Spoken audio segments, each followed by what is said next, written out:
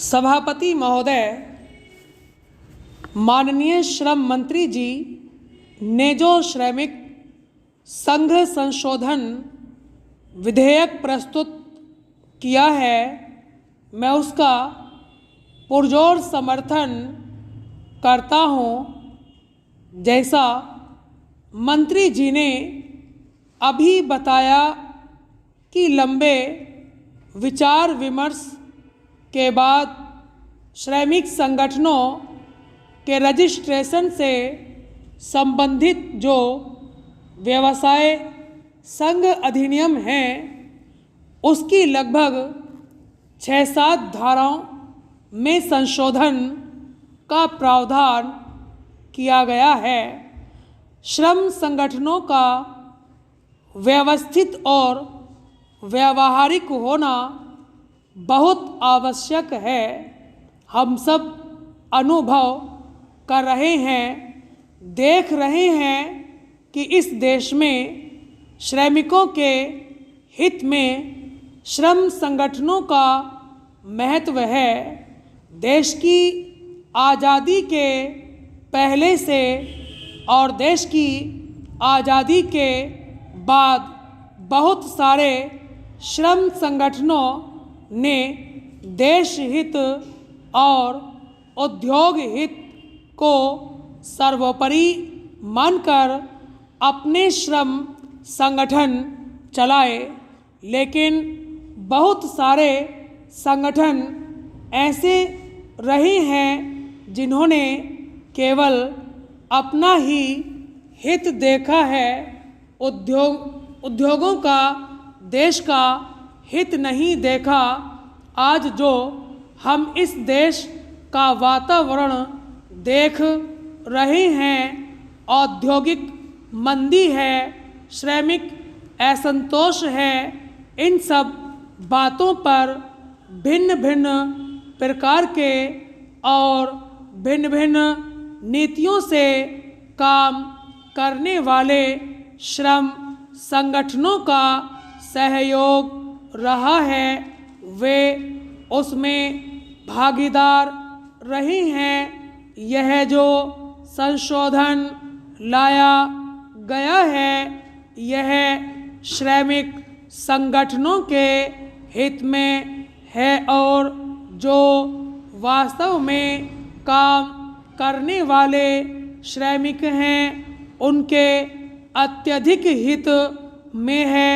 अभी तक कई श्रम संगठन ऐसे थे जो इस व्यवसाय संघ में प्रावधान नहीं होने के कारण संबंधित उद्योग में नौकरी नहीं करते, काम नहीं करते।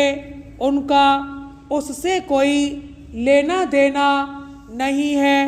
वे राजनीति में काम करते हैं या अन्यत्र क्षेत्रों में नेतागिरी करते हैं। इस प्रकार के लोगों ने श्रम संगठन बना लिए और वे अपना हित साधन करने के लिए यूनियन जो उन्होंने गठित की है, उसका लाभ अपने स्वार्थ में, अपने हित में करते रहे और श्रमिकों का हित नहीं देखा।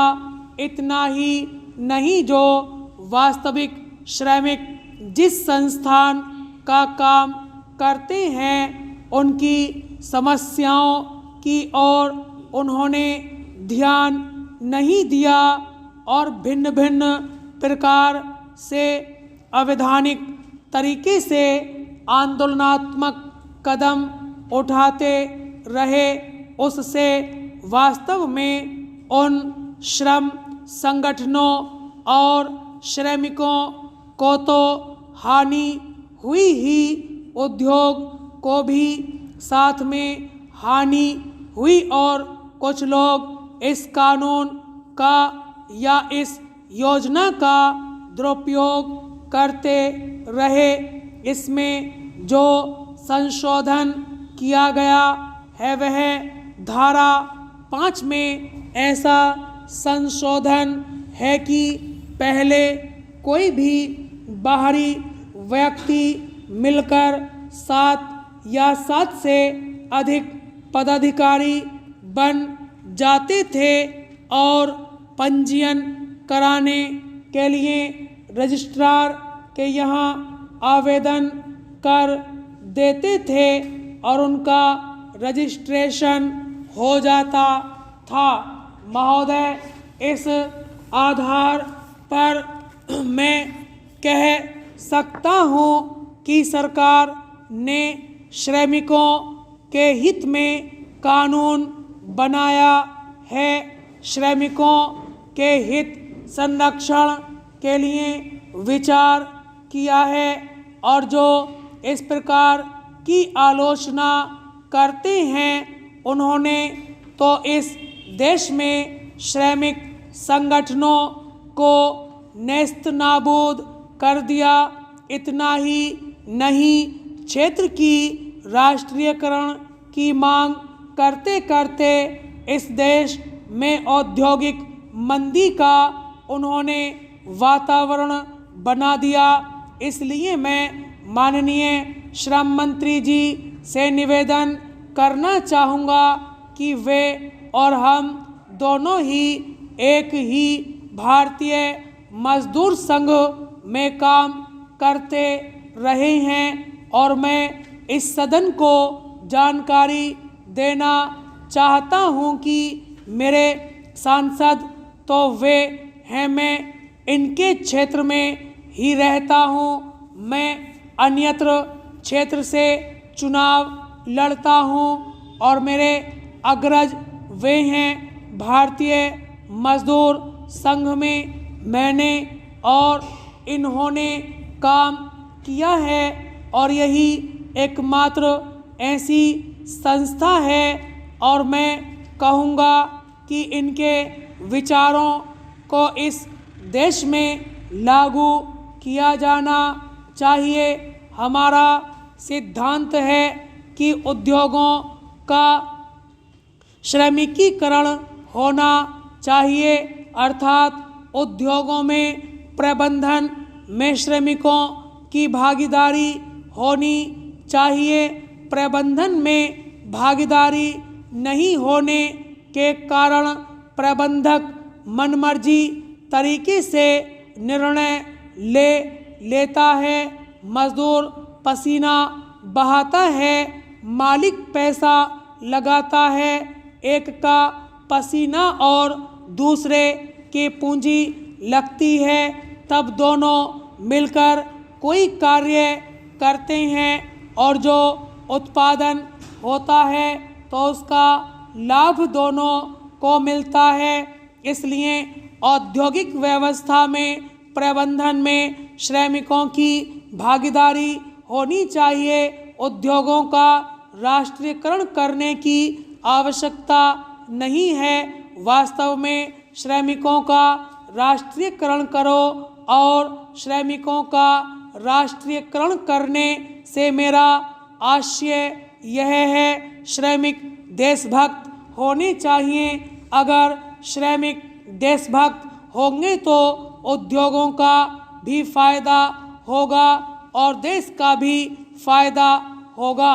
देश का औद्योगिकरण होना चाहिए, जहां अगर ये 3 बातें लागू हो गई तो इस देश में अमन चैन का वातावरण होगा और न श्रमिक दुखी होगा और न देश की आर्थिक व्यवस्था खराब होगी।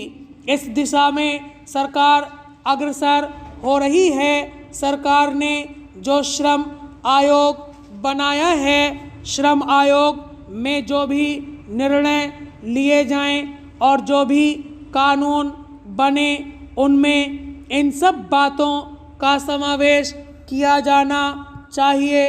मैं उम्मीद करता हूँ और मुझे विश्वास भी है कि जिस उद्देश्य से श्रम आयोग बना है उसकी जब सिफारिशें आएंगी तो उन सब को लागू करने के लिए इन सब बातों को ध्यान में रखकर देश हित में और कानून बनाए जा सकते हैं। स्टॉप।